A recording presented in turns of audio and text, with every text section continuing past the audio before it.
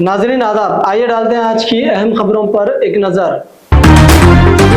सदर प्रदेश कांग्रेस महेश कुमार गौड़ ने ग्रेटर हैदराबाद से ताल्लुक रखने वाले पार्टी कॉरपोरेटर्स और काउंसलर्स के साथ इजलास मुनक्किद करते हुए शहर में कांग्रेस के इस्तेहकाम पर तबादला ख्याल किया।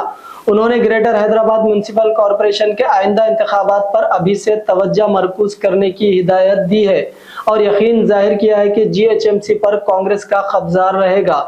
उन्होंने कहा कि हुकूमत की कारकर्दगी से अवाम मुतमईन है और ग्रेटर के राय दहिंदों की राय कांग्रेस के हक में दिखाई दे रही है। इजलास के बाद मीडिया से बातचीत करते हुए महेश कुमार गौड़ ने कहा कि जिला वारी सतह के जायजा इजलास जारी रहेंगे। मुत्तहिदा 10 अजला के जायजा इजलासों की तकमील के बाद वो अजला का दौरा करेंगे। बीआरएस पार्टी के कायदीन बुलडोजर्स के सामने खड़े होंगे, केटीआर का बयान। बीआरएस के वर्किंग प्रेसिडेंट केटीआर ने कहा कि पार्टी मूसा नदी मुतासिरीन के मुफादात का मुकम्मल तहफ़्फ़ुज़ करेगी। रेवंत रेड्डी की जानिब से रवाना किए जाने वाले बुलडोजर्स के सामने हम खड़े होंगे। मुतासिरीन को हरगिज़ परेशान होने की ज़रूरत नहीं है। आज तेलंगाना भवन में जीएचएमसी के हुदूद में शामिल बीआरएस के अरकान असम्बली, अरकान कानून साज काउंसिल के अलावा दीगर अहम कायदीन इजलास मुनक्किद हुआ, जिसके बाद प्रेस कॉन्फ्रेंस से खिताब करते हुए केटीआर ने कहा कि बीआरएस के दौरे हुकूमत में मूसा नदी की खूबसूरती का मंसूबा तैयार किया गया था।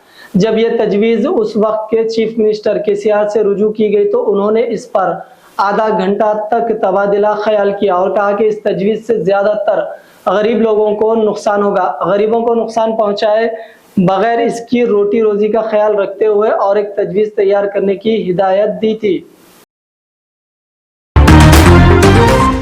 हुकूमत तेलंगाना के महकमा बल्दी नज़्म उसके मजलिस बल्दी अजीमतर हैदराबाद के हुदूद में मौजूद जीएचएमसी और हुकूमत तेलंगाना के असाजात के तहफ़्फ़ुज़ की जिम्मेदारी हाइड्रा को सौंपी गई है और अहकामात भी जारी कर दिया है। रियासती हुकूमत की जानिब से किए गए फैसले के बाद महकमा बल्दी नज़्म की जानिब से GOMS नंबर 191 की इजराई अमल लाते हुए प्रिंसिपल सेक्रेटरी महकमा बल्दी नज़्म मिस्टर दाना किशोर ने GO की इजराई के जरिए कमिश्नर हाइड्रा को जीएचएमसी के हुदूद में मौजूद तालाबों, सड़कों, अवामी मकामात, पार्क्स, खुली सरकारी अराजियात जो कि जीएचएमसी रियासती हुकूमत की मलकियत है, उनको महफूज करने की मजाज करार दिया गया है। महकमा बल्दी नज़्म की जानिब से जारी करदा अहकामात के मुताबिक बल्दी हुदूद में डिजास्टर रिस्पांस के अलावा अवामी व सरकारी जायदादों और मलकियत के तहफ़्फ़ुज़ के लिए हाइड्रा मजाज इदारा होगा। मुल्क के नए चीफ जस्टिस होंगे संजीव खन्ना, लेकिन सिर्फ 6 माह के लिए बनेंगे चीफ जस्टिस ऑफ इंडिया। मुल्क की आला तरीन अदालत यानी सुप्रीम कोर्ट ने चीफ जस्टिस DY चंद्रचूड़ की मियाद नवंबर में मुकम्मल हो रही है। उन्होंने अपने जानशीन के नाम की सिफारिश की है। CJI चंद्रचूड़ ने मरकजी हुकूमत को भेजी गई अपनी सिफारिश में कहा है कि हिंदुस्तान के अगले चीफ जस्टिस संजीव खन्ना होंगे।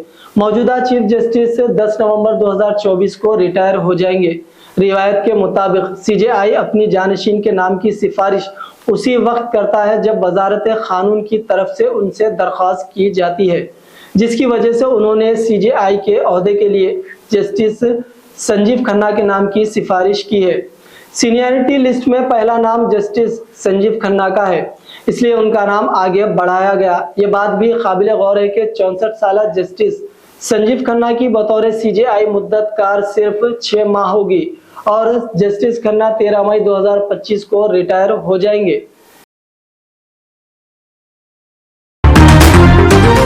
हैदराबाद में 3 दिन तक बारिश की पेशे क़यासी की गई। हुक्काम चौकस और आवाम को जरूरी मशवरा भी दिया गया।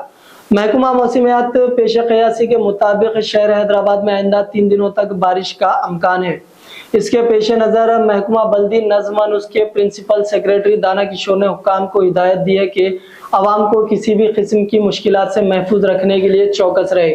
दाना किशोर ने जोनल कमिश्नर्स और दीगर मुतालिका हुक्काम के साथ एक टेली कॉन्फ्रेंस मुनक्किद करते हुए कहा कि नशीबी इलाकों में पानी की निकासी को यकीनी बनाया जाए और हंगामी टीमें तैयार रखी जाए। ट्रैफिक पुलिस, वाटर वर्क्स और बरकी महकमा बाहमी ताउन से काम करे ताकि बारिश के दौरान किसी किस्म की मुश्किलात दरपेश ना हो। आवाम को यह हिदायत दी गई है कि वो ज़रूरत के अलावा घरों से बाहर ना निकले और बच्चों और बुजुर्गों को بہتے ہوئے نالوں کے قریب نہ جانے کی ہدایت بھی دی گئی ہے۔ نشیبی علاقوں میں رہنے والے افراد کسی بھی ہنگامی صورتحال میں GHMC ہیلپ لائن یا DRF سے رابطہ کرے۔ شہریوں سے گزارش کی گئی ہے کہ مین ہول سے نہ کھولے اور پانی سے بھرے ہوئے مقامات پر پیدل یا گاڑی سے جانے سے پرہیز کرے۔